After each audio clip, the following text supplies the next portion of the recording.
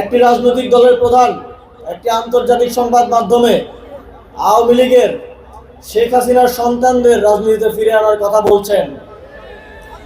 তিনি বলছেন জনগণ চাইলে নাকি ফিরিয়ে আনা হবে। জনগণ যদি আওয়ামী লীগকে চাইতই তাহলে 5ই আগস্ট জীবন দিয়ে তাদেরকে বিতাড়িত করতো না। আমরা আপনাকে স্পষ্টভাবে বলতে চাই, যেখানে আজকে আমরা দাঁড়িয়ে আছি সেখানে আমার ভাইয়েরা জীবন দিয়েছে।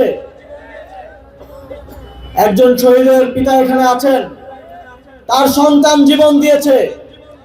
আবারও শেখ হাসিনার সন্তানদের বাংলাদেশের রাজনীতিতে ফিরে আনার জন্য না। জিয়াউর রহমান, তাকে আমরা শ্রদ্ধা করি, কিন্তু তিনি একটাই ভুল করেছিলেন, তিনি শেখ হাসিনাকে বাংলাদেশের রাজনীতিতে ফিরিয়ে এনেছিলেন। তার ভুলের জন্য তার পরিবারও যদি ভুলে যায় তাদেরকে কি খেসারত দিতে হয়েছিল, বাংলাদেশের মানুষ কিন্তু ভুলে নাই।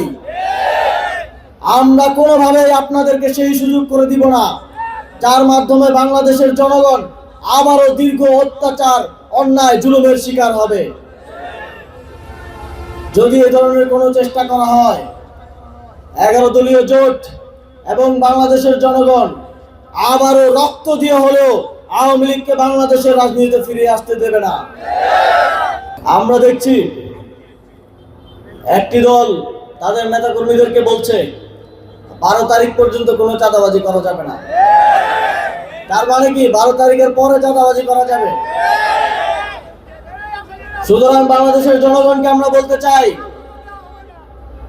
তারা ক্ষুধার্ত শকুনের মতো বসে আছে।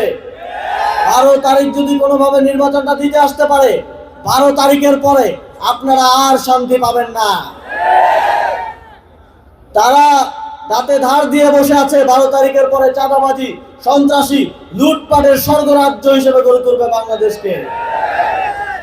সুতরাং ন্যায় ও ইনসাফের পক্ষের সকল নেতাকর্মীকে, বাংলাদেশ খেলাফতে মজলিসের, বাংলাদেশ জামাতে ইসলামীর, জাতীয় নাগরিক পার্টির, খেলাফতে মজলিস, আমার বাংলাদেশ পার্টি সহ 11 দলীয় জোটের সকল নেতাকর্মীকে এখন ঐক্যবদ্ধ হয়ে বাংলাদেশের 18 কোটি মানুষের মুক্তির জন্য, সুন্দর একটি বাংলাদেশের জন্য কাঁধে কাঁধ মিলিয়ে লড়াই করতে হবে।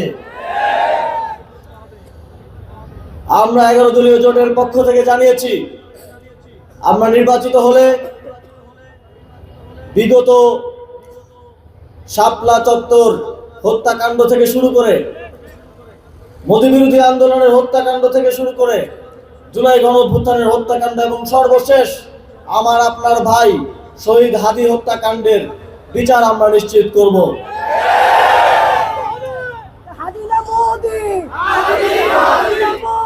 আমরা দেখছি